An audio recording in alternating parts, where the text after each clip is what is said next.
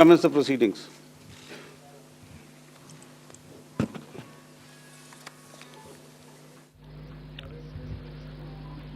Good afternoon, ladies and gentlemen. Yesterday, we had a detailed brief on the successful joint operations that were carried out to destroy the terror infrastructure in Pakistan-occupied Jammu and Kashmir, as well as in Pakistan itself. We also iterated that our fight was with terrorists and their support infrastructure and not with Pakistan military. However, it is a pity that the Pakistan military chose to intervene and bat for the terrorist, which compelled us to respond in kind. दोस्तों, हमारी लड़ाई आतंकवाद और आतंकवादियों के खिलाफ थी। इसलिए 7 मई को हमने केवल आतंकवादी ठिकानों पर ही हमला किया था। पर अफसोस इस बात का है कि पाकिस्तानी सेना ने आतंकवादियों का साथ देना उचित समझा और इस लड़ाई को अपनी लड़ाई बना ली।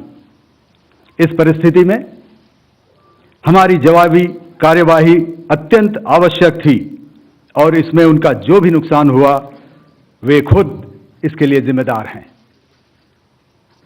हमारी तरफ से हमारी एयर डिफेंस सिस्टम्स देश के लिए दीवार की तरह खड़ी थी और इसको भेदना दुश्मन के लिए नामुमकिन था।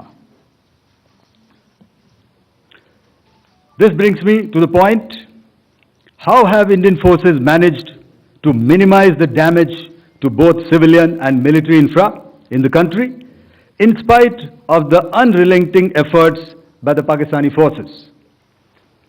Most of you and the majority populace within the country have had a lot to say about the layered and integrated air defense systems put in place by the Indian Armed Forces, which includes the assets of the Indian Army, the Indian Navy, in addition to the primary air defense assets of the Indian Air Force.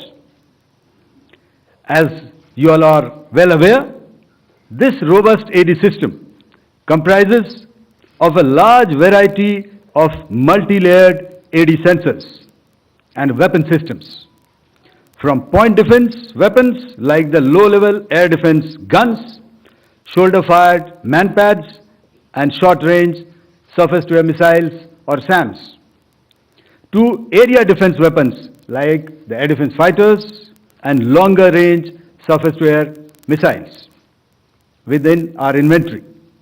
Additionally, the numerous waves of drones and unmanned combat aerial vehicles employed by Pakistan were also thwarted by the indigenously developed soft and hard kill counter-US systems and the well-trained Indian air defense personnel. All this was brought together as an efficient and effective AD environment by the Integrated Air Command and Control System, or the ISCCS of the Indian Air Force, which accords us the net-centric operational capability which is vital to modern days warfighting. While much has been said and written about the newer systems, I would like to place on record the performance and efficacy demonstrated by even the older battle-proven AD systems like the Pechora, the OSA AK, and the LLAD guns in countering the Pakistani threat vectors in the current operations. They were all modern generations, but these battle-proven systems stood the test of time and took them on head-on. Another highlight has been the stellar performance of the indigenous air defense weapon system like the Akash system. Here, ladies and gentlemen, I would like to mention that putting together and operationalization of this potent AD environment has been possible over the last decade due to unwavering budgetary and policy support provided by the Government of India, in acquiring state-of-the-art equipment and weapon systems.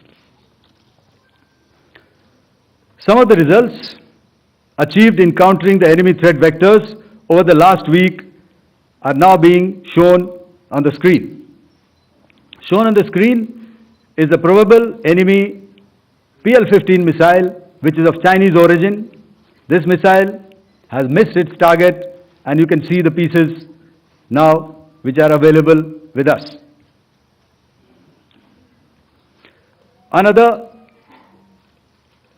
weapon system or weapon which was found was the long-range rocket, the pieces of which you can now see on the screen. We have talked about the loiter munitions and the unmanned aerial systems, and here are some of the glimpses of those systems which we have brought down. To your right, with the right undercarriage or the wheel, you can see is the Yeeha system, which is of Chinese origin with Pakistan. You can see some quadcopters, and you can see one odd Sonka drone hanging by the wire. All these have been brought down by our trained crew and air defense systems.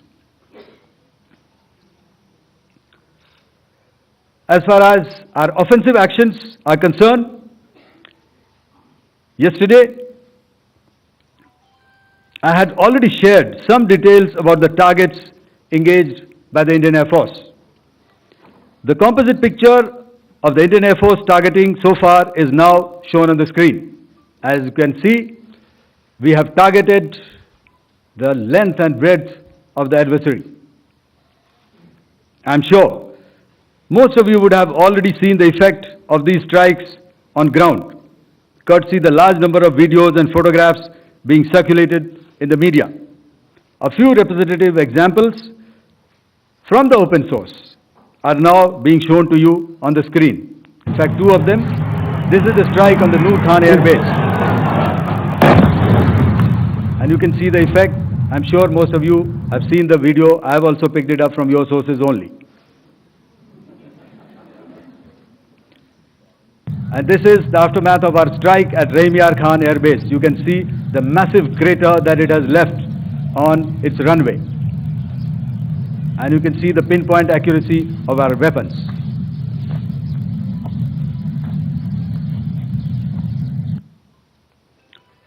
So with that, giving you an overview of how our air defense systems have thwarted the enemy drones, their fighter aircraft, their missiles, and resulted in minimal losses on our side.